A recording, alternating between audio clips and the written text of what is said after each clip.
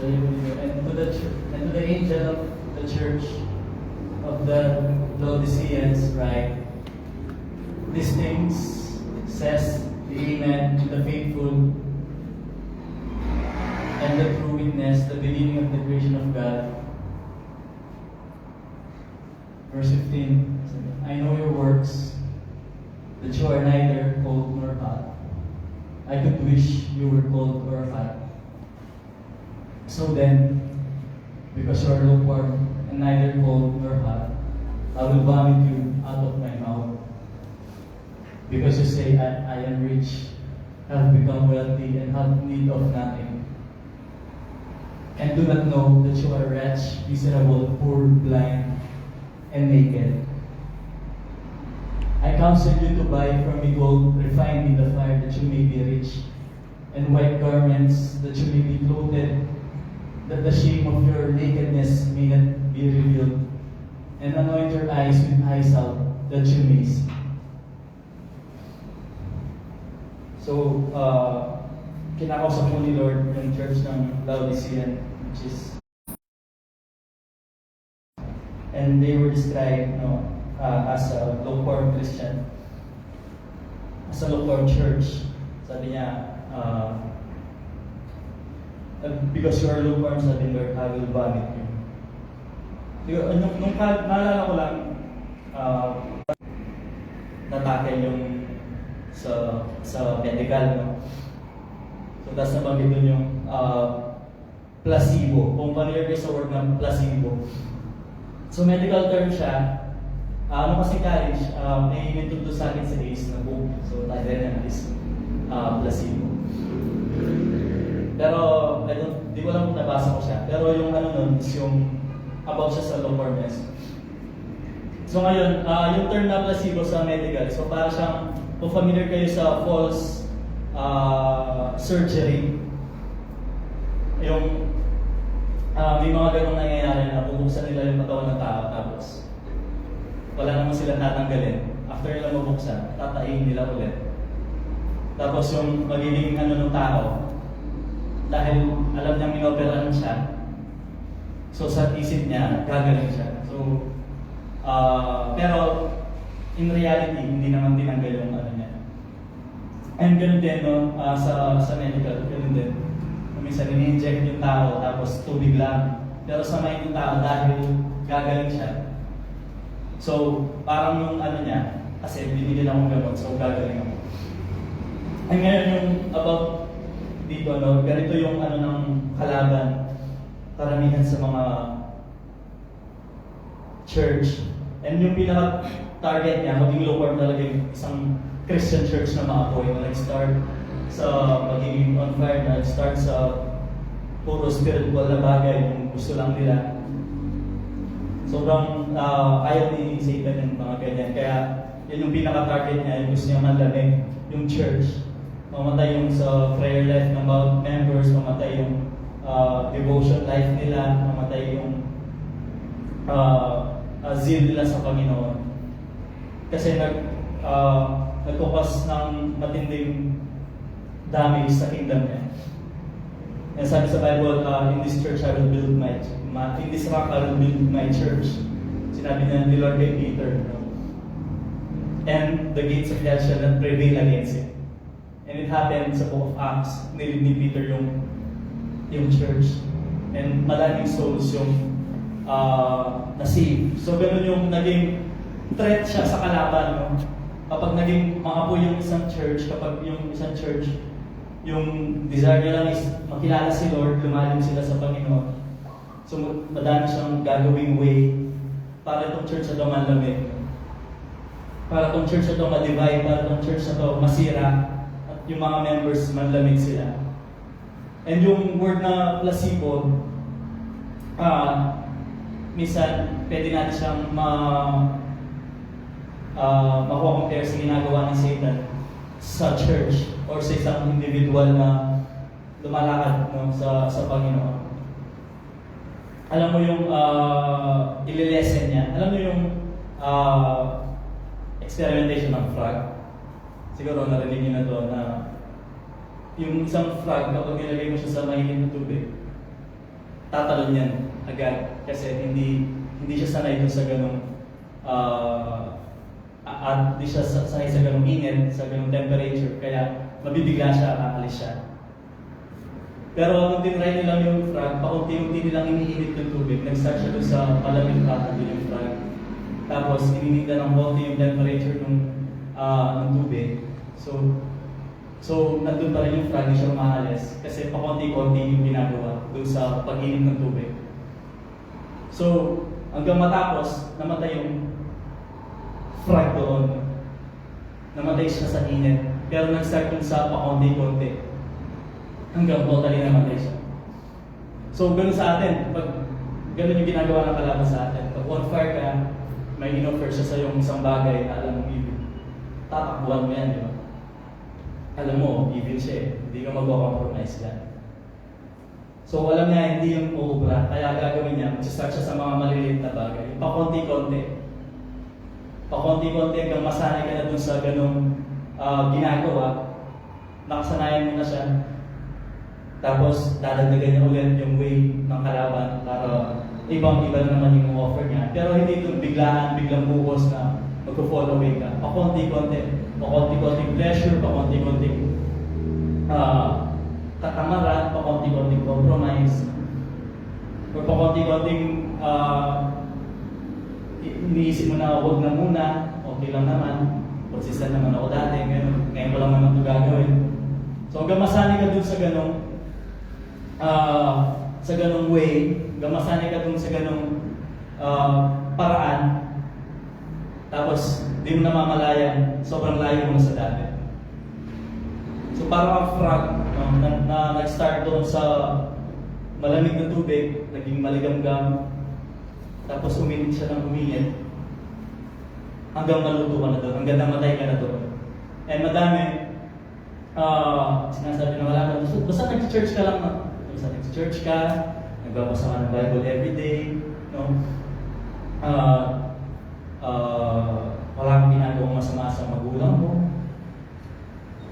Pero, alam mo sa sarili mo, lumayo ka na doon sa first love. Pero ginagawa ko lang formality.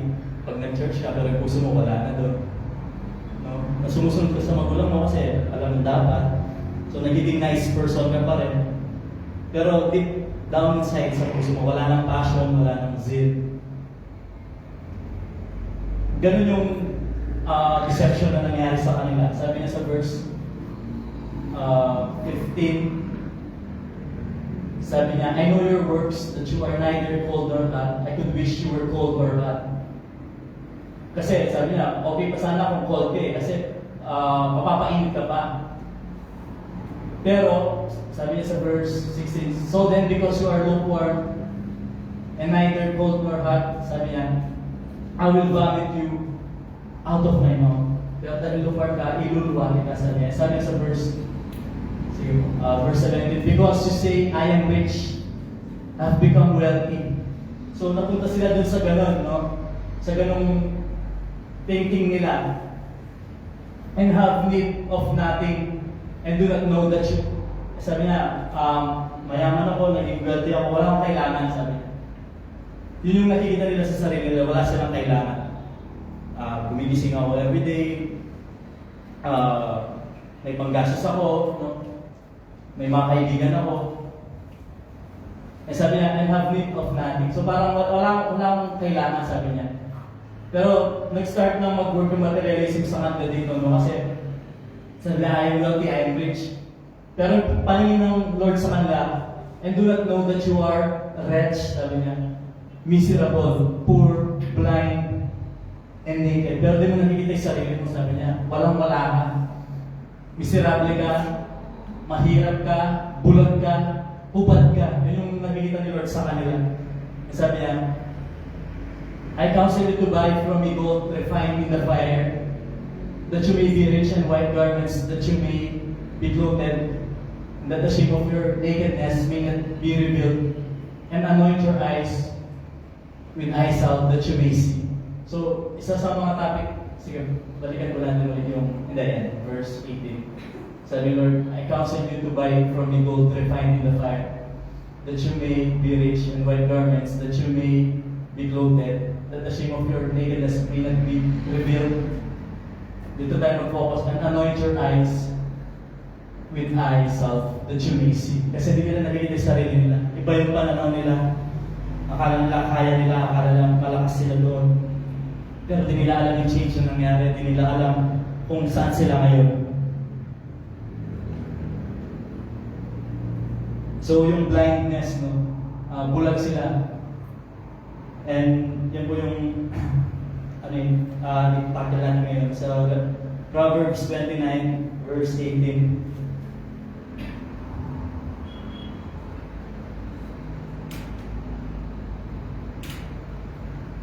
Verse 18, sabi niya, where there is no revelation, the people cast off restraint. So, siguro sa KJV.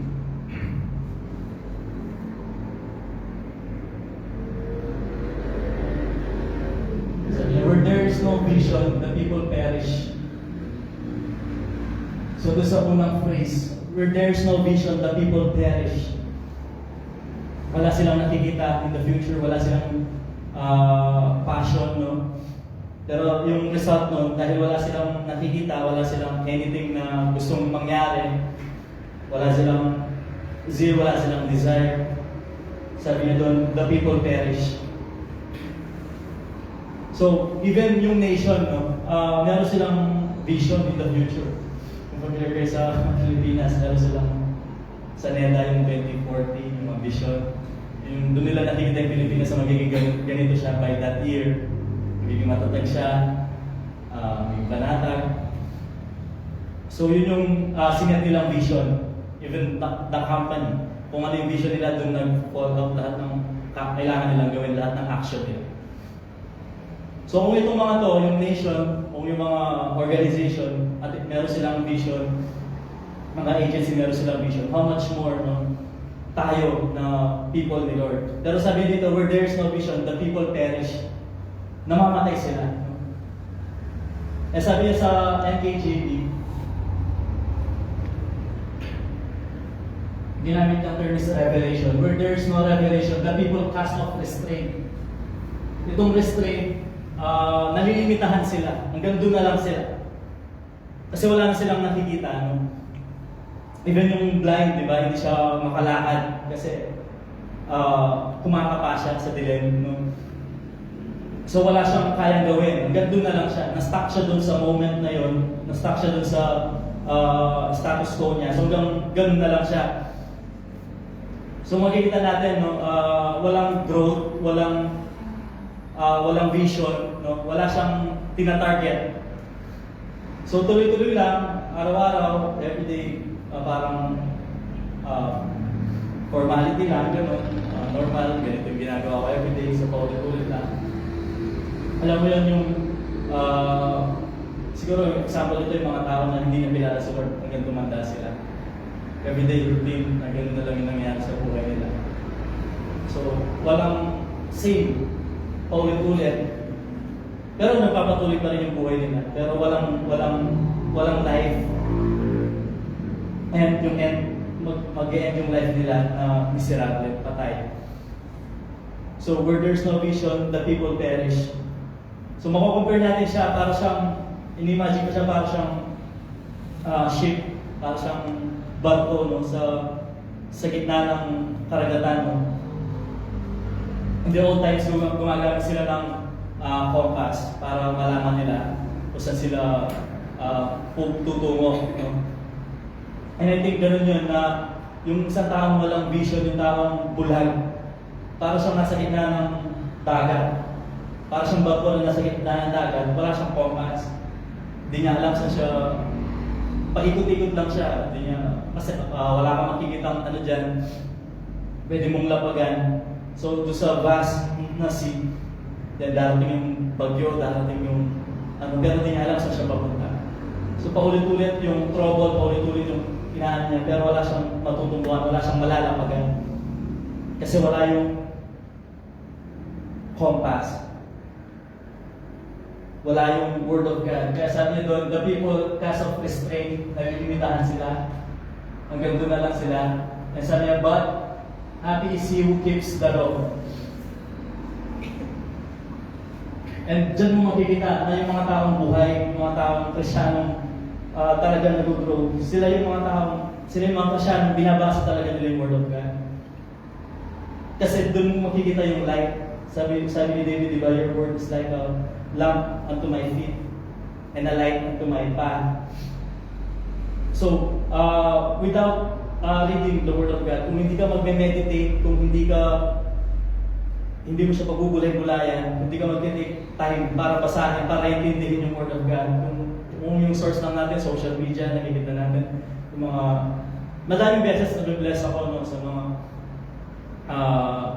sa social media kasi ang dami na nila kayo na pinupost. Pero hindi yun yung parang masusustain. Hindi niya pwedeng i-replace yung Bible mismo. Hindi niya pwedeng i-replace yung quiet time natin sa Panginoon na binabasa natin yung Word of God, minimeditate natin siya, inintindi natin siya, inaaral natin siya. And kapag nawala ka dun sa ganung habit, kapag nawala ka sa ganun, kapag wala kang desire para basahin yung Word of God, nalilimitahan ka. Kaya minsan, akala mo, inaatake ka lang ng kalaban, ginugulo ka lang. Actually, ginugulo ka ng kalaban kasi hindi ka na nagpapasa ng Word of God. Wala ka ng direction. Kaya madami siyang pwedeng i-offer sa'yo. Nawala yung pinaka-standard na pwede mong sundan. Kasi madami na siyang pwedeng i-offer sa'yo. Marami ka ng box na naririnig. Pero sa sarili mo, hindi ka na nag-grow doon, nalimitahan ka na. Pero di mo pa rin alam. Akala mo, okay, yung lahat. Alam pa rin yung sinabi mo na yung placebo. Akala mo, na-injectionan ka, kagaling ako, magaling pa rin ako. Kasi nag-church naman ako. Yung mga kasama ko, hindi sila nagmumura. Nakakatulog naman ako, mahimbing. Oversleep pa nga ako, mga gano'n. So akala mo, lahat okay. Lahat okay, pero di mo alam. Lumilipas yung taon, lumilipas yung mga araw. Nasaan ka na? Nasaan ka na sa walk kay Lord? So, meron na lang tayong, di ba, 3 months. Meron na lang tayong 3 months. And kung i-access mo yung sarili mo from January hanggang ngayon, syempre, madaming experience. Pero, kung i-ano mo yung sarili mo, nasaan ka na? Saan ka papunta? No? Yung dinidesire mo ba, ano siya ni Lord, vision siya ni Lord. So naalala ko lang no, habang nag-aaral sa reporting namin. So merong doon, nagre-report siya, 20 to 30 minutes ang haba ng report nila. No? Pero the moment na nagsalita yung prof, kinorek niya lahat. Sabi niya, wala sa tono yung reporting. So, kailangan niyang mag-tune. Kailangan niyang mapunta doon sa topic. So, pwede kang kumanta na maraming kanta, di ba? Pero bigla may mag-apo sa'yo. Wala ka sa tono. So, ganun. Pwede kang mabuhay araw-araw throughout the year. Pwede kang mag-ano, pero hindi mo na-realize meron palang out of tune sa'yo. Kasi hindi mo nakikita, blinded ka doon. Wala yung vision, wala yung direction na dapat saan ka papunta. And yun, siguro ako every night, parang mahirap sa akin na matutulog ka na lang na hindi mo na natono yung puso mo kay Lord. And isa sa worst na pwede sigurong magigising ka na wala kang desire para kayo. And kung meron kang ganun na tendency, baka nagpo-fall ka na doon sa lukewarmness. Baka madami ka nang ini-entertain na bagay, baka akala mo okay lang yung lahat. Kasi nagpo-flow naman yung mga resources, nagpo-flow naman. Okay naman yung nangyayari sa church. Pero yung sarili mo mismo, hindi mo alam saan ka na ba. Kumusta na yung pag-grow mo sa spiritual. And madami kang makikilala ganun tao. Nag-speak sila about sa Word of God, nag-speak sila about sa encouragement. Pero hanggang hindi sila nagda-dive in dun sa doon sa presence ni Lord, hanggat hindi tayo magsusurrender ng buong buo kay Lord. Never magiging clear yung nakikita natin. No, minsan, yun yung puso natin kapag wala siya sa tono. Sa isang gitara, isang string lang para matanggalan ng tono. Sa puso natin, konting bitterness lang, konting comparison lang, konting self-seeking lang. Kapag meron pang wrong belief, no, it can destroy yung tuning ng heart natin. And even yung one wrong decision, pwedeng ma-prolong yung destinies natin na kung saan tayo papunta. Kaya, kung alam yung mga passage, root of bitterness, sinasabi sa Hebrews, konting ano lang. Sabi niya yung isang sinner can destroy much. Nag-flow lahat ng maayos dyan, pero isang sinner lang, kaya niyang sirahin lahat. No, one area sa puso natin, one area sa buhay natin na hindi surrender kay Lord, it can harm us, no, in the future. So, tingnan natin as an example sa Judges 1:29. Ito yung mga bagay na bakit hindi tayo nakakakita na maayos kasi may out of tune sa atin, may nagpupuwing sa mata natin. Di ba yung mga maliliit na bagay sila yung nakakapuwing? Hindi naman nakakapuwing yung malaking na ibabalo sa atin, bukulan ka. Pero nung nakakapuwing yung maligabok, yung mga maliliit na akala mo okay lang. Kasi hindi naman siya magkakos ng harm sa akin. So sabi sa Judges 1:28, sabi mo dito, and it came to pass when Israel was strong. So malakas na siya. Dumaan sila sa madaming pagsubok. Pero sabi niya, when Israel was strong, dati silang konti lang, dati silang spiritually walang gaanong alam, wala silang gaanong alam sa Bible, hindi nila alam yung way ni Lord, pero naranasan nila yung Panginoon hanggang lumakas sila. Pero sabi doon, when Israel was strong, that they put the Canaanites under tribute, but did not completely drive them out. So may instruction si Lord sa kanila na every land na mapupuntahan nyo, yung mga pagan dyan, yung mga Canaanites dyan, i-destroy nyo lahat sila. Pero yung ginawa nila, pinag-tax na lang sila, pinag-bayad sa baba natin, ay taas na nila. 28, sabi yan. That they put the Canaanites under tribute. Pinag-bayad na lang nila yung mga Canaanites, siguro in a way of slavery or any service na pwede lang makontribute sa mga Israelites. Pero di nila sinunod yung instruction na dapat mawala sila doon. So anong sinabi after ng na yan, sa verse 30, ay 29, nor did Ephraim drive out the Canaanites who dwelt in Gezer. So the Canaanites dwelt in Gezer among them. Nor did Zebulun drive out the inhabitants of Kitron or inhabitants of Nahalol. So the Canaanites dwelt among them and were put under tribute. See? Nor did Asher drive out the inhabitants of Akko or the inhabitants of Sidon or of Alat, Akzib, Elba, Afik, and Rehob. So the Asherites dwelt among the Canaanites, the inhabitants of the land, for they did not drive them out. So bawat tribe nila tinanggal.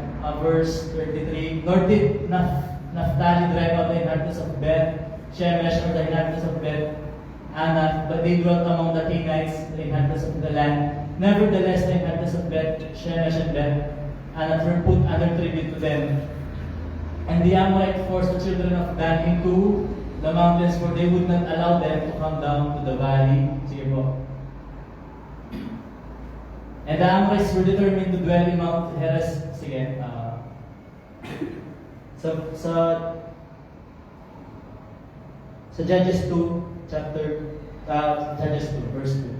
So sabi ni Lord, dahil ganyan yung ginawa nila, and you shall make no covenant with the inhabitants of this land, sabi ni Lord. You shall hear their altars that you have not obeyed my voice. Why have you done this? Sabi ni Panginoon. Pinapakalan ko sila, ba't mo sila hinayaan nandyan? Sabi niya sa verse 3, therefore, I also said, I will not drive them out before you, but they shall be thorns in your side. Sabi niya, hindi mo na sila tatanggalin sa paningin mo, sabi ng Panginoon. Kasi, nung una pa lang, pinapatanggal si Lord. Pinapatanggal ni Lord sa kanila yung mga bagay na yun.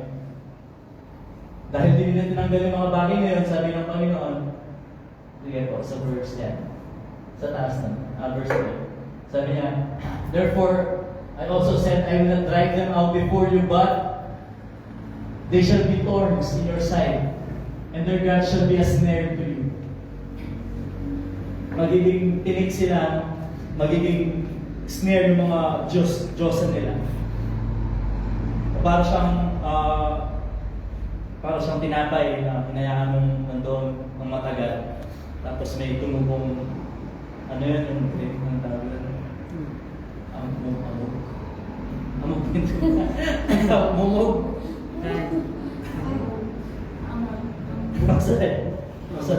Amag. Para siyang tinapay, no? Nagkaroon yung amag. Tapos kumalat siya ng kumalat. Hanggang nakain yung buong place na yun. Sabi doon, naging snare sila sa kanila, naging thorn sila sa kanila.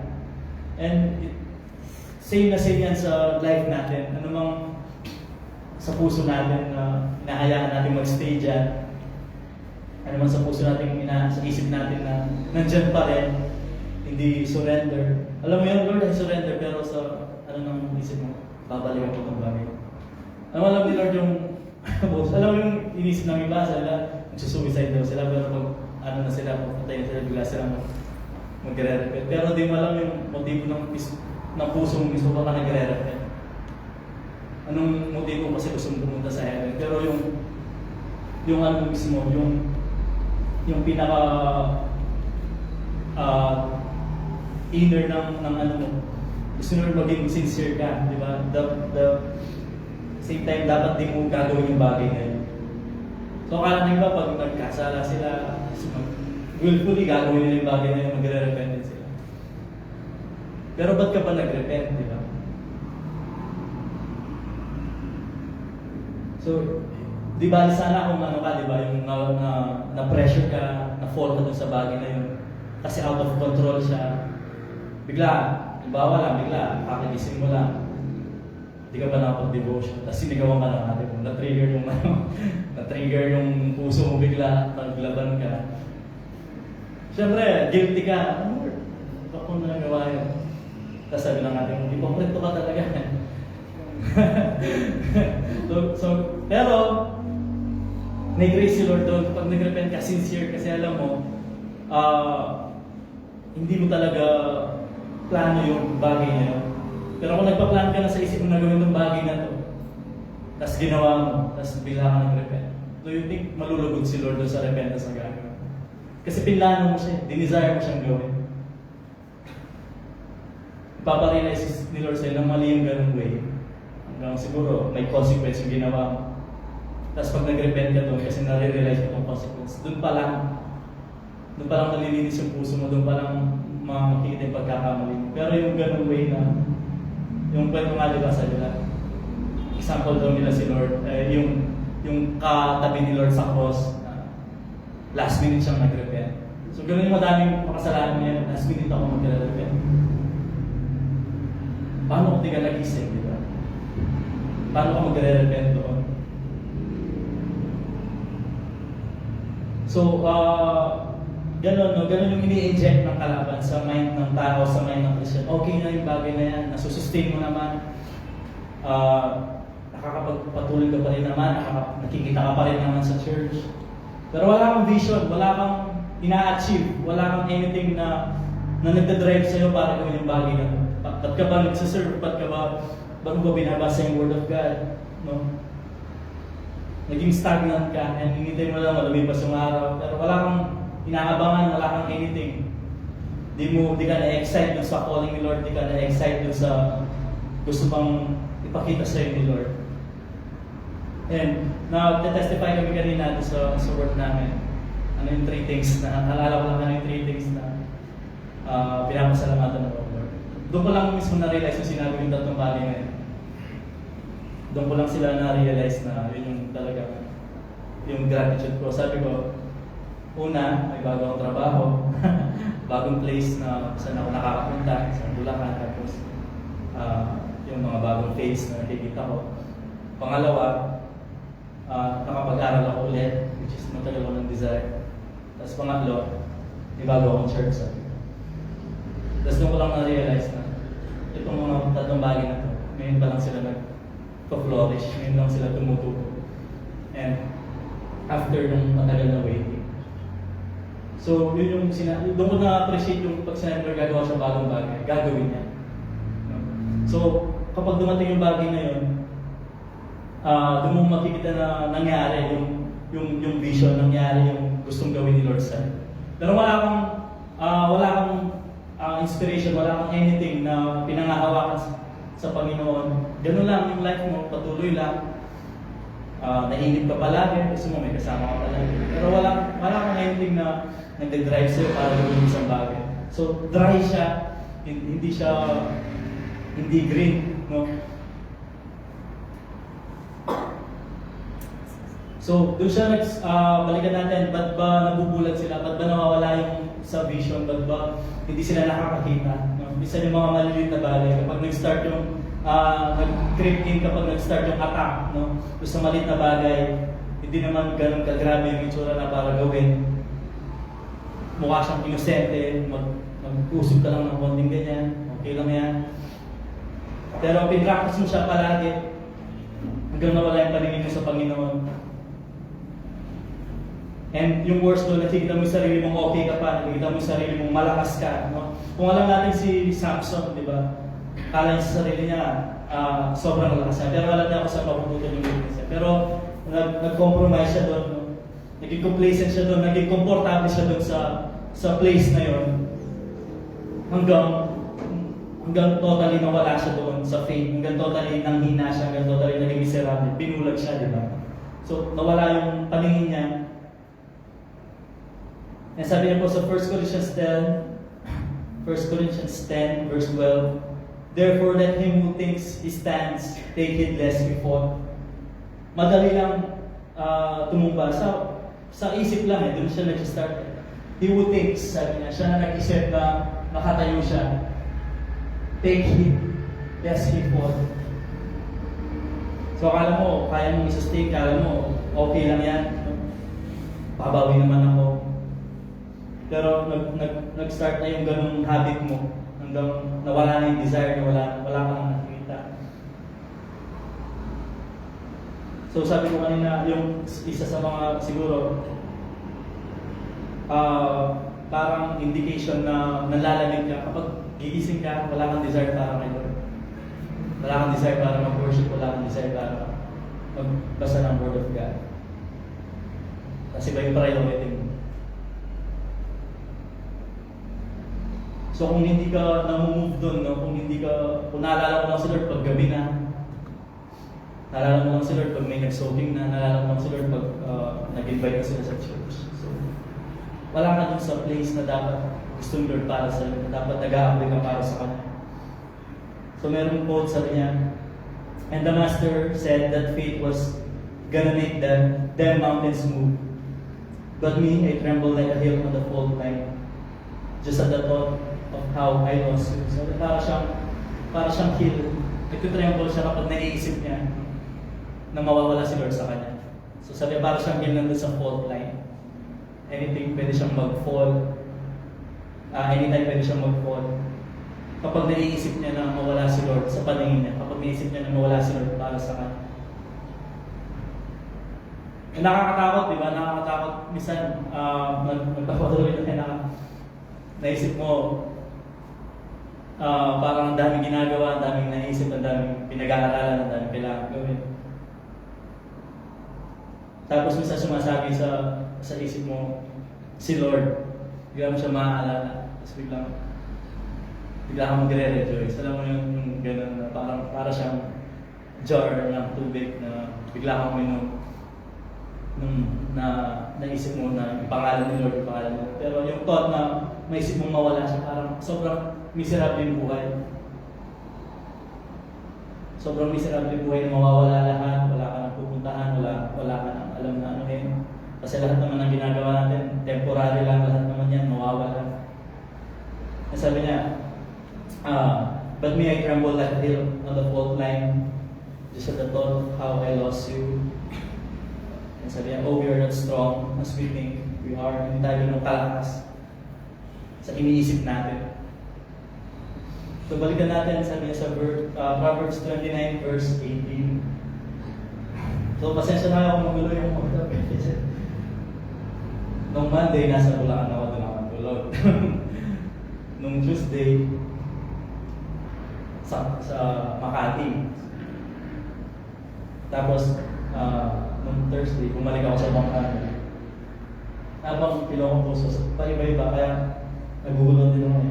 So, sa Proverbs 29 verse 13, where there is no vision, the people perish, but he that keeps the law, happy is he. Alam niyo yung,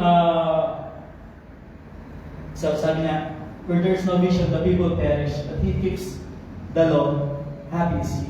Siguro basahin natin yung time ni Habakkuk 3, yung kino-quote natin madalas. Habakkuk 3,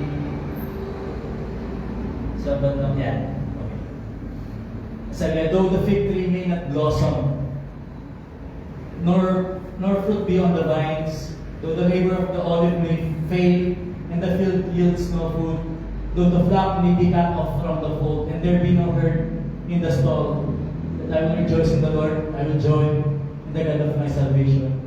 The Lord God is my strength, He will make my feet like a deer's feet, and He will make me walk on my high heels. So ba't niya ba nasabi yan? Sabi niya, sa tingin natin na kahit wala na akong makita, kahit yung victory, hindi na mag-blossom, kahit yung fruit, mawala na sa vine, no? Kahit yung labor, mag-fail. So parang inaano na kahit wala na lahat. Sabi niya, mag-rejoice pa rin ako. Pero nasabi niya yan, tingnan natin sa verse 1. Sa verse 1, sabi niya, Habakkuk the prophet of Shibunot, verse 2, O Lord, I have heard your speech and I was afraid. O Lord, revive your work in the midst of the years. In the midst of the years, make it known in wrath, remember mercy. Sa verse 2, God came from Teman, the Holy One, from Mount Paran, said that His glory covered the heavens and the earth was full of His praise. Nakita niya si Lord. Meron siyang vision ni Lord. Nakita niya paano i-conquer ni Lord yung mga kalaban. Meron siyang vision ni Lord. Kaya nasabi niya na kahit yung olive tree, kahit may olive tree kahit yung mag-fail yung olive, yung labor, mag-fail, kahit mawala yung herd dun sa yung flock dun sa herd, okay lang, mag-rejoice pa rin ako. Kasi yung pinamahugutan niya, nakita niya si Lord. So sige, sa verse, God came from Teman, the Holy One from Mount Paran. Nung sa verse 2 na narinig niya si Lord, I heard your speech. Tapos pagdating sa verse 3, pinakita sa kanya yung vision ni Lord.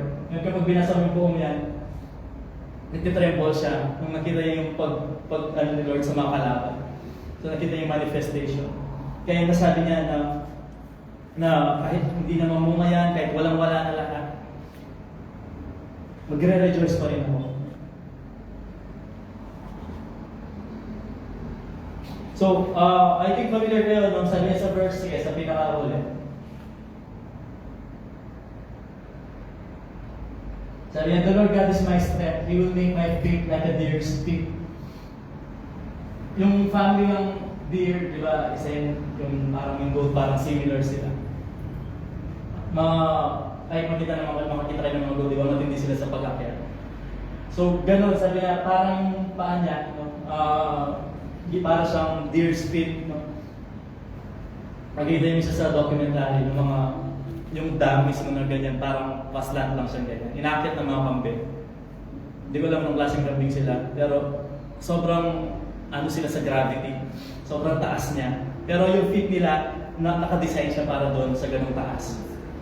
Tapos sinisip nila yung salt na nanggagaling doon sa dam, na nilalabas ng dam. So para doon sa salt, inaakit nila yun. Pero ano yung inaakit niya about dito? Yung pag-akyat niya, para siyang deer's feet, no? Matindi yung sa pag-akyat. Sa kabila ng mga kawalan, sa kabila ng mga mga bagay na in-expect niya na nag-fail, biglang nag-fail, siya patuloy pa rin yung pag-akyat niya, para siyang deer's, yung paa niya parang deer's feet, sabi niya, tapos nagre-rejoice pa rin siya. So ganun yung walk niya sa Panginoon. Pero bakit doon? Kasi nakita niya si Lord. Meron siyang vision ni Lord. No? Siguro kailangan lang natin i-clarify yung vision. Pagdating sa vision, hindi ibig sabihin prophetic agad. No? Pag vision, Word of God, yung way ni Lord, yung path ni Lord, yung pinakita ni Lord sa'yo, yung inspire ni Lord sa puso mo. Yung vision, ito yung nakikita mo siya, nagre-rejoice ka. Hindi literal na nagkakaroon ka ng something. Pero nandun siya sa puso mo mismo. Ini-inspire ka ni Lord na gawin yung bagay na yun. No? So, ganun siya. Dahil nakita niya si Lord, dahil may vision siya, ito, literal niyang nakita si Lord. No? Pero tayo, hindi ibig sabihin, hindi natin nakita, wala tayong prophetic gift. Hindi ibig sabihin, hindi tayo magpapatuloy, hindi ibig sabihin, disadvantage tayo sa faith. No? So dahil meron siyang vision, no? Meron siyang pinanghuhugutan, meron siyang may nagdadrive sa kanya para gawin yung bagay na yun. Paakyat lang siya, nagre-rejoice siya hanggang pataas ng pataas. Eh sabi niya po sa Hebrews 12, verse 2,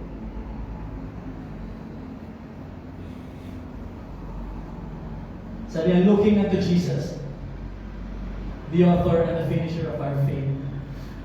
Kung di-discourage ka, kung naguguluhan ka, sabi niya, tumingin ka kay Lord.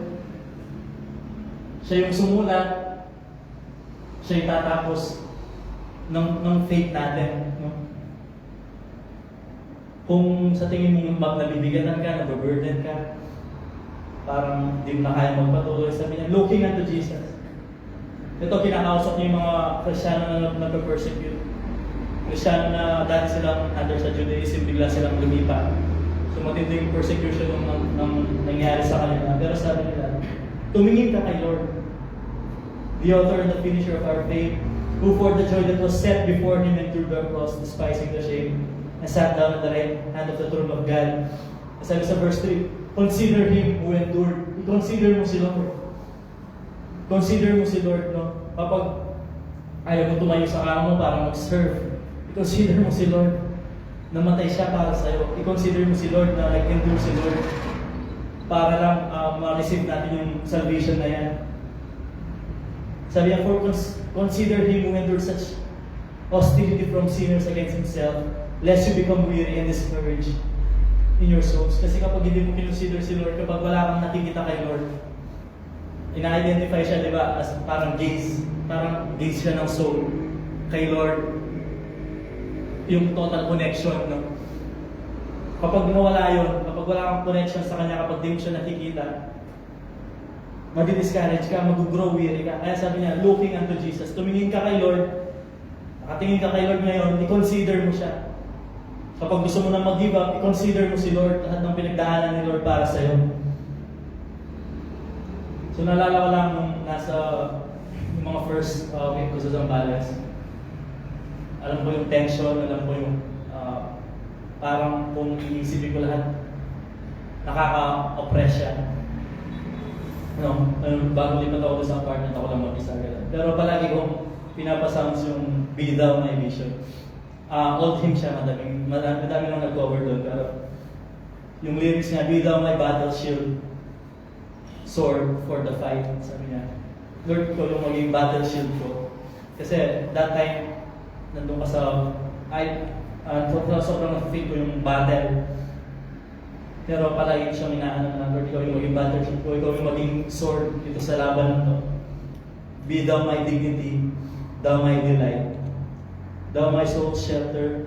Sa'yo kumakanlong yung kaluluwa ko, sa'yo nagpapahinga, sa'yo ikaw yung nag-cover sa akin. Ikaw yung inuwian ng kaluluwa ko. E sabi niya, thou my shelter, thou soul's shelter, thou my soul's shelter, thou my high tower. Na kapag may pagdadaanan ako, pwede akong tumakbo doon sa tower na yun. E sabi niya, raise thou me heavenward, Lord, itaas mo ako. O power of my power. Alisin mo ako doon sa waves, alisin mo ako doon sa sa hirap, itaas mo ako. And dito sa battle na to, Lord, ikaw yung maging sandata ko. Kasi madaling mag-give up, madaling sumuko, madaling, sige na, hayaan mo na lang. Parang hindi mo na kaya ganun. So sabi niya po sa Hebrews 11, verse 27, example po ni Moses. Sabi niya, by faith, he forsook Egypt, not fearing the wrath of the king. So by faith, pinursok niya yung Egypt, hindi siya natakot sa ikakagalit ng king. Pero ito yung pasilin natin, sabi niya, for he endured, nag-endured siya, as seeing him who is invisible. Nakikita niya yung invisible, si Lord. So sabi niya, for he endured, as seeing him who is invisible. So makakapag-endure ka, di ba? Makakapagpatuloy ka, magagawa mo yung mahalin si Lord ng buong puso, buong paglilingkod, walang compromise, walang panlalamig. Kung nakatingin ka sa Kanya. Siguro nagtataka ang mga Israelites sa Kanya, ba't natibay ng leader natin, ba't siya sumusuko? Pero na yung kalaban niya, daming naghahanap sa Kanya. Pero yung target niya pa rin, makitawid yung mga tao sa promised land. Naalala ko lang, may mga halaman ako sa likod ng bahay na may isang kalamansi, isang papaya, lara, dalawang kalamansi, tsaka papaya. Pero may time doon, palagi silang kinakain ng kambing, tapos may malberet. Palagi silang kinakain ng kambing, tapos nawawala yung dahon nila. Tapos minsan nabubunot sila doon sa ano. Pero every time na nangyayari, inaayos ko sila. Paulit-ulit, throughout the year, maliit pa rin sila hanggang ngayon. Paulit-ulit, biglang darating yung mabig kain na naman. Wala nang masyang dahon. Tapos minsan, maapakan, tapos pero inaayos ko siya. Tapos hanggang lumaki sila. Tapos bigla ko lang sabi sa alaw, parang wala kayong maaanan sa akin na di ko ba yung tinulungan. Kasi nag-grow na sila, naayos na sila. Kahit tumating pa yung ano ngayon, rooted na sila. Kahit magbaha, rooted na sila kasi tinulungan mo sila. At the same time, ganoon din na siguro maano ni Moses na ginawa niyang lahat para makita itong mga tao. Pero ano yung sikreto niya? For he endured as seeing him who is invisible. No, kung may calling ka sa pastor, pagdadaanan mo ito, masyado pa tayo bata, pumunta tayo doon ang maglilid ng tao. At para makitawid yung mga tao na ito, kailangan makatingin ka kay Lord. Di nila nakikita ang laman ng puso mo, di nila alam ano yung pinanghuhugutan mo, ba't ka maapoy, ba't ka nagpapatuloy. Pero ganoon yung kay Moses nakikita niya si Lord, seeing him who is invisible. Kaya siya nakakapagpatuloy. And at the same time, I believe ganoon din yung pinuput ni Lord sa heart ng pastor natin. Pag hindi nagkakaroon ng fruit sa church. Ba't ba kahit madaming pagdaanan, di ba, mawala na yung lahat, ba't ba nagpapatuloy pa rin? Kasi nakikita niya si Lord, no? Kaya patuloy pa rin, no? Kahit madaming persecution, kahit madaming pagdaanan. And ganoon din sa atin, I pray na maging ganun tayo. Makita natin, mag-endure tayo kasi nakikita natin si Lord. Hindi tayo maging blind sa pwedeng i-offer ng kalaban sa atin kasi may ganyan ka na. So pwede ka naman lamig, kumpleto ka na, may trabaho ka na. Pwede ka naman mag-do everyday, tapos magpasa ka ng Bible, matulog ka na. Ganun na lang. Huwag ka naman, yung mission, hindi na kailangan yan. Huwag ka na mag-prayer meeting, hindi naman. Basta nagbabasa ka ng Bible, may trabaho ka, okay ka na. So ganun yung ng kalaban madalas. Pero huwag ka na mag-engage sa church, no? So parang ganun palagi. Pero di mo alam, na-inject na sa'yo yung okay ka lang, yung placebo na ba? Di mo alam papunta ka na doon sa nawawala na yung, nawalan ka ng vision as a Christian. Basahin ulit natin yung Revelation 3:14-18. Natapos na. Last passage. Last two passage. Revelation 3:14-18. Sabi niya, and to the angel of the church of the Laodiceans write, these things says the Amen, the faithful and the true witness, the beginning of the creation of God. Sige po, I know your works, that you are neither cold nor hot. I could wish you were cold or hot. Sabi sa verse Then because you're lukewarm, neither cold nor hot, I will vomit you out of my mouth. Because you say, I am rich, I have become wealthy, and have need of nothing, and do not know that you are wretched, miserable, poor, blind, and naked. Kung lukewarm tayo sa Panginoon, kung wala tayo desire sa Panginoon, ganito yung magiging, siguro ngayon hindi pa natin, pero papunta ka dyan. Pag nawala yung apoy mo, magiging ganyan ka. Magiging miserable ka sa paningin ng Lord, magiging poor ka sa paningin ng Lord, magiging bulag ka sa paningin ng Lord. Ang sabi niya, I counsel you to buy from me gold refined in the fire, that you may be rich and white. So, pero ino-offeran pa rin sila ni Lord, no? Itong, sabi niya, I counsel you to buy from me gold refined in the fire. Yung nasubok, no? Para sa akin, it speaks about devotion. Kuhanin mo kung ganitong devotion, yung nasubok sa apoy. Para that you may be rich. Doon ka palang magiging mayaman spiritually. And white garments, that you may be clothed. Yung purity, magpatuloy ka doon, malinis ka, maayos ka, wala kang defilement. Sabi that the shame of your nakedness may not be revealed. Sabi, and anoint your eyes with eye salve, that you may see, makakita ka. And yung ano na to, yan yung preference ni Lord, yan yung gusto makita ni Lord sa atin. Nakakakita tayo, malinis yung suot natin damit, walang spot sa atin. Sabi niya po, last verse, Ephesians 5, verse 27. Sabi that He might present her to Himself, a glorious church. Nakatingin si Lord, nag-look forward si Lord sa atin, yung glorious church. Yung maapoy, yung pagdumaan, na-feel yung glory ni Lord. No? Ay sabi niya, a glorious church, having no spot or wrinkle, not having spot or wrinkle or any such thing. Walang hinitig sa Kanya, wala kang mag-point out sa Kanya na dinidisobey niya si Lord, wala kang makikita sa Kanya na nagko-compromise siya sa ganung bagay. But that she should be holy and without blemish. So I pray, doon tayo mag-fall, doon sa ganun, magkita tayo ni Lord. Hanggang sa pagdating niya sa atin, makita niya yung church as a glorious church. Maapoy na church. Hindi yung church na trap doon sa ng kalaban. Na trap doon sa unforgiveness, na trap doon sa panlalamig, na trap doon sa walang desire sa prayer, sa soaking, walang desire sa anything. No, siguro last na lang ang buhay pero pagdating sa, bigla ko lang naisip, pagdating sa worship, hindi natin siya pwedeng i-replace doon sa contemporary Christian music lang. Kapag nag-break up, palagi ganun yung pinapasas. Halimbawa sa switch ko. hindi ka mapupuspos doon. Pagkakabong ka mag-switch. Iba yung ano ni Lord, no? Iba yung may mga worship song, doon nag-a-attract yung presence ni Lord. Kapag pinasounds mo yun, doon ka mapupuspos. Pero hindi ko sinasabing bawal yung mga kantang contemporary like that. Na-inspire yung based doon sa kasi malinis yung puso ng tao. Para siya kay Lord. Pero malinis yung puso ng tao, devoted siya kay Lord. Pero yung sinulat niya, yung good thing na nangyayari sa kanya. Kaya hindi ka pwedeng mag-rely doon na mag-bless ako dito. Pwedeng soundtrack, may magita aspiration. Pero pagdating sa pagbababa, pagdating sa pag-worship, hindi siya pwedeng i-replace yung mismong worship. Hindi siya pwedeng i-replace yung pagdakila sa Panginoon. No?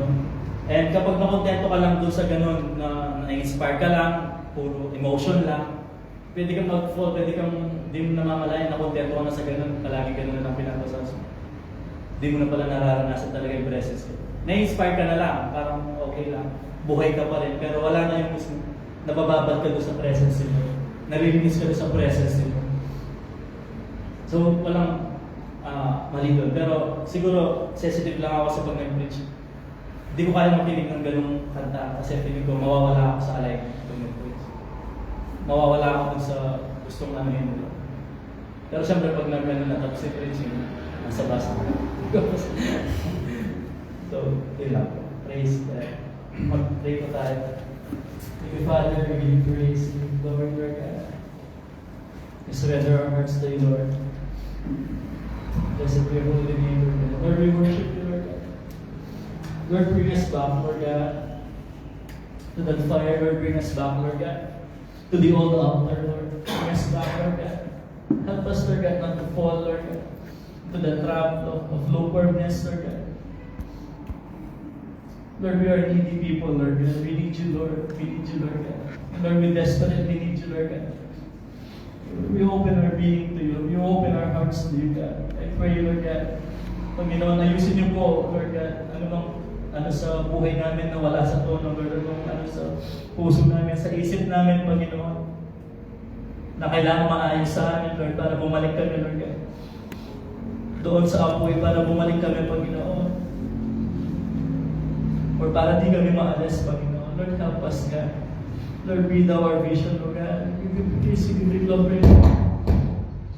Enlighten us, Lord God. Rakase kaya Robo shikaya Lord, we don't want to perish, Lord. Ayaw po namin mawala, Lord God. Ayaw po namin mawala, Lord God. Gusto mo ipagawa sa amin, Lord. Ayaw po namin, Lord, na makita ka namin na ikaw na yung kumakatok, Lord God. Kasi naging busy na kami, Lord. Nag-iba na yung gusto namin, Panginoon. Father, have mercy on your church. Have mercy on us, Lord God. Have mercy, Lord God. Father, I pray, empower us. Help us, Lord. Cleanse us, God. Saturate us with your glory, Lord God. I pray, Lord, chains of lukewarmness, Lord God. Any ounce of coldness, Lord God. Any ounce, Father, of prayerlessness, Lord God. I pray and I destroy. Forgive us, Lord God, for not spending time, Lord God, with you, Lord God. For not reading your word much, Lord God. Mercy, Father. Blessing na Robo si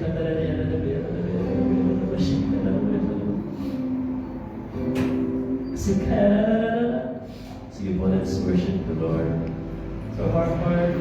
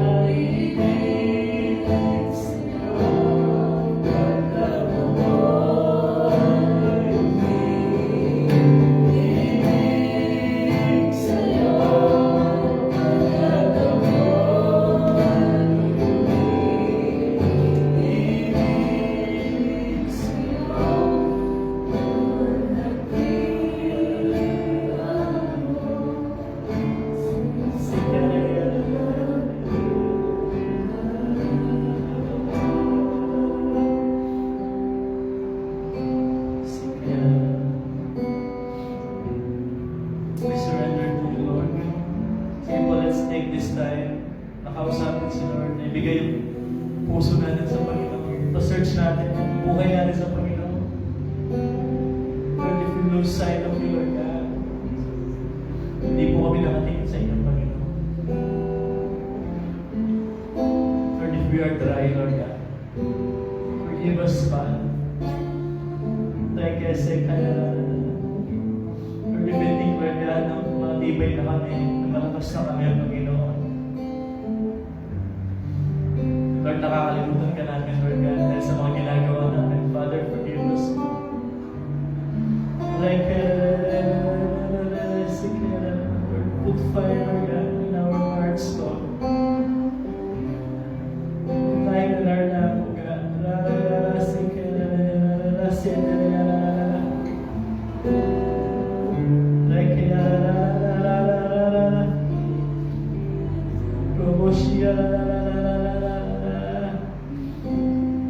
Help us to climb, Lord God, the heights, Lord. Help us to rejoice in you, Lord God. Sa kabila ng Panginoon, ng mga bagay, Lord God, na nagfe-fail, Lord God. Lord, may we rejoice, Lord God, at hindi po namin maranasan itong mga bagay na ito, Panginoon. Lord, may we grow, Lord God. Like I say, kaya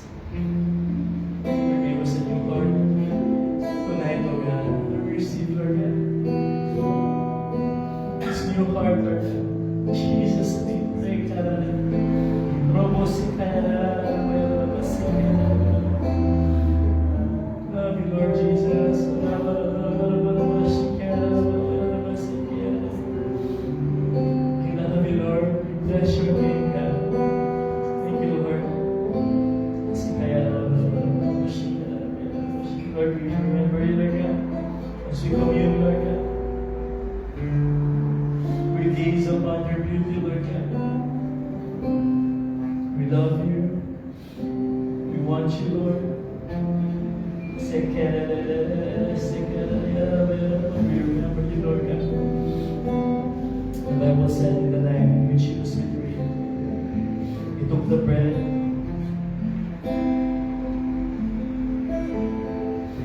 He gave it to his disciples and said, "This is my body which is broken for you." Like I say,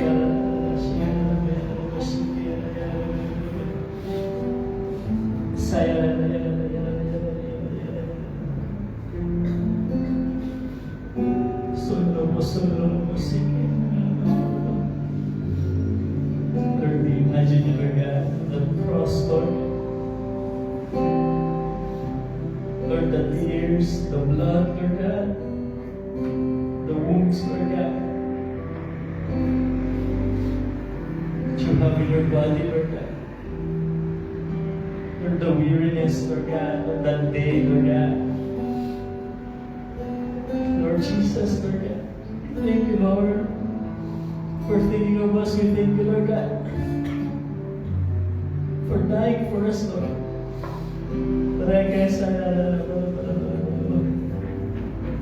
ayaw po namin mabaliwala, Panginoon. Lahat po ng ginawa mo para sa amin. But I guess, we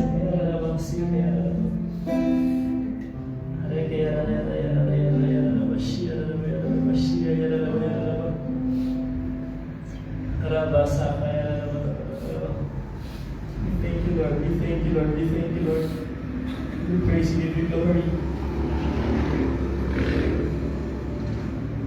Pero nililip ang tayo ni Lord na if ever meron tayong hinahanap sa puso natin, anything, may negativity, may grudge, may bitterness against anyone, may offense against anyone.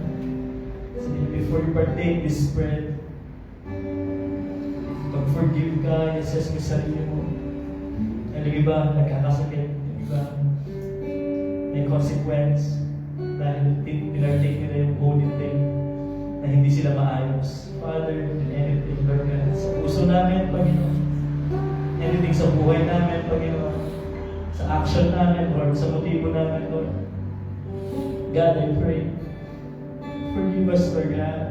Lord, we forgive, we forget, Lord, anything na hinuhold namin, Panginoon. Lahat ng taong nagsalita against sa amin, Lord God. Lord, you release them, you bless them, you forgive them, Lord God, in Jesus' name. And Lord, we don't want to meditate, Lord God, kung anong tingin ng iba sa amin, Panginoon. Lord, we release them, we bless them, Lord God.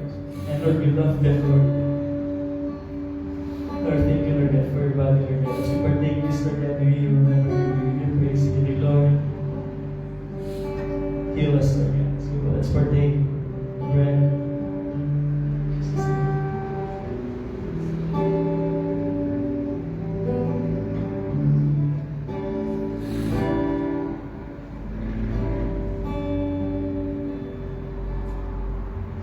Same manner he took the cup,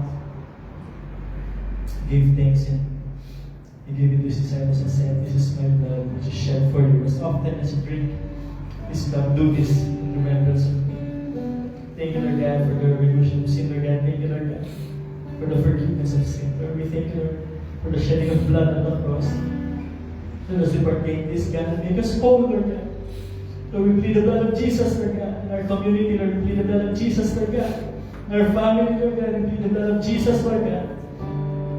In our church, Lord God. Lord God, in our workplace, Lord God, we plead the blood of Jesus, Lord God, in our mind, in our heart. Lord, we plead the blood of Jesus, Lord God, throughout the earth. In Jesus' name. Thank you, Father, for the power, Lord God. It's in your blood, Lord God. Thank you for this partake of blood of Christ.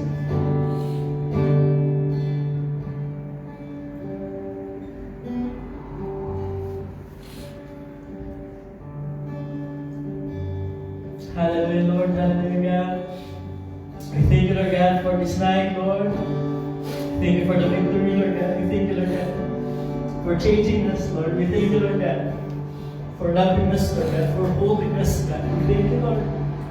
We thank you, Lord. Lord, show us new things, Lord God. Show us, Lord God. Give us vision, Lord God. Lord, let it spring forth, Lord God. In your way, Lord God, in our lives, Lord. We want to see new things, Lord. Lord God,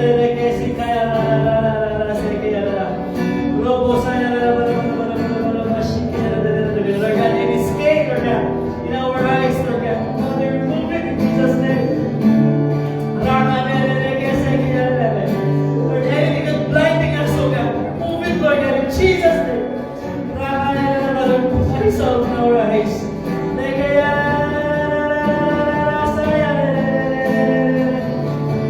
you, Lord.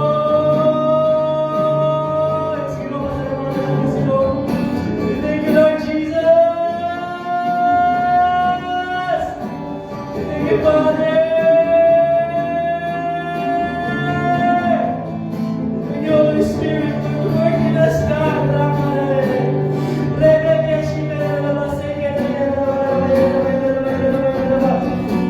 Father, we really forgive, Lord God, our fellow Christians, Lord God, our fellow brothers and sisters in Christ, Lord God, those who are facing persecution, those who are suffering, Lord. God, I pray that their faith will not fail, Lord God. I pray, Lord God, that they will fall away, Lord God, in Jesus' name. Have mercy on them, Lord God. Pluck them out, Lord God, from any snare of the enemy, Lord God. Pluck them out, Lord, from any attack, Lord God. Pluck them out, Lord God.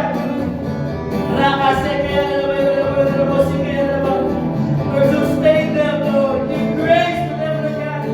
Those who are in mission, Lord God. Those who are growing weary, Lord, refresh. God, in Jesus' name, Lord, destroy every Lord of discouragement, Lord God. In Jesus' name.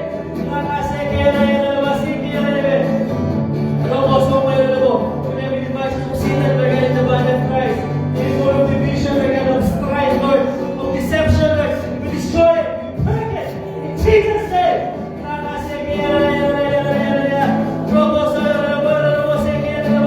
Any ounce of lukewarmness in the body of Christ, have mercy. Lord, have mercy, Lord, shake the body of Christ, Lord. Break, Lord God, everything that needs to be break, Lord, in Jesus' name.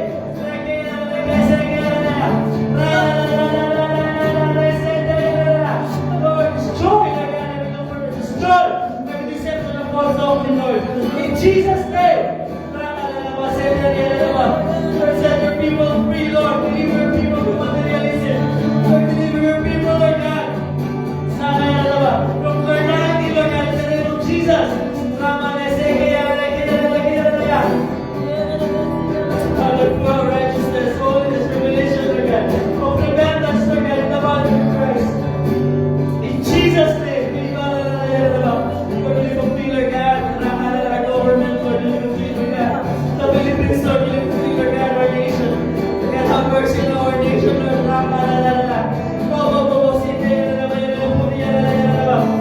Those who are instrument of Satan, Lord God, to believe in, Lord. Remove them, Lord God, in their position. Lord, remove them, Lord God, in their authority, Lord God, in Jesus' name. Father, raise up, Lord God, who will do your will. Raise up, Lord God, a godly leader, Lord God.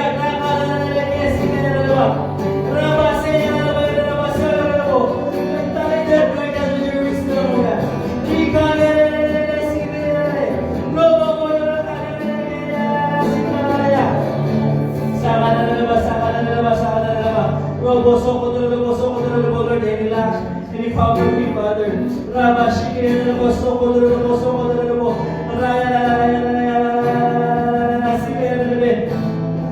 Father, I pray for progress, Lord God, in the Philippines, Lord, and destroy corruption, Lord God, in the name of Jesus, Lord, we break every chains, Lord God, we break every devices of the enemy, Lord God, in this country. In Jesus' name, Father, pour out fear of God, Lord God, in every heart, Lord God, of every leader, Lord God, in the name of Jesus. Lord, we pray for our church. God, have mercy on our church, Lord, have mercy, Lord God, use us for your glory, God.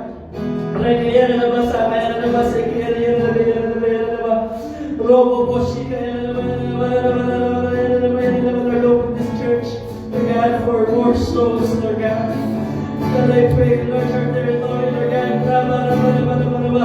give way, Lord God, to those people, Lord God, who are perishing, Lord God. Open more opportunities, Lord God, open more doors,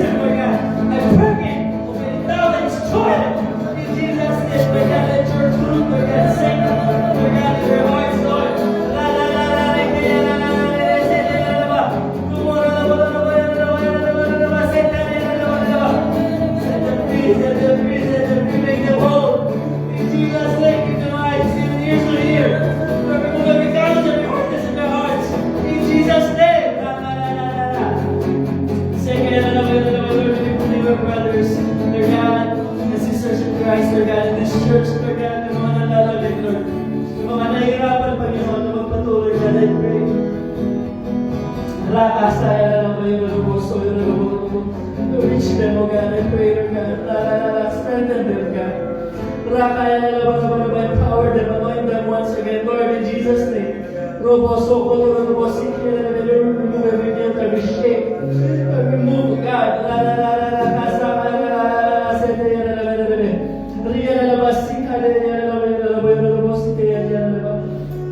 Sige mo, mag-pray po natin yung unity sa church.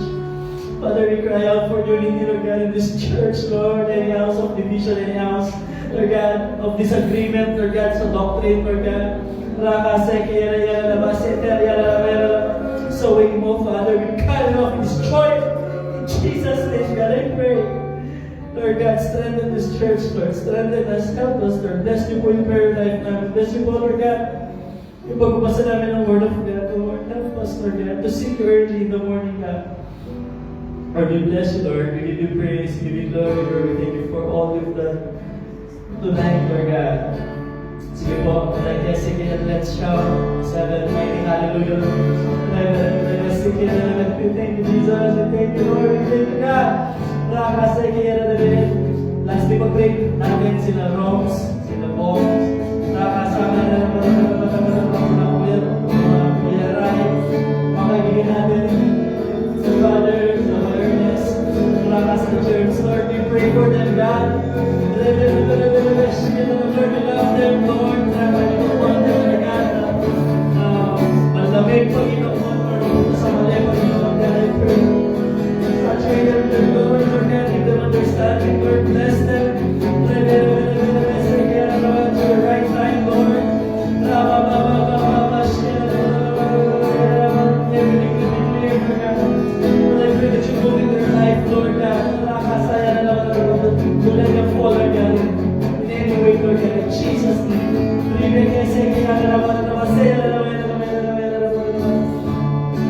Thank you, Lord. We thank you, Lord. We thank you, Lord. We give you praise. Kasi pala siya, sa hallelujah ng 1, 2, 3.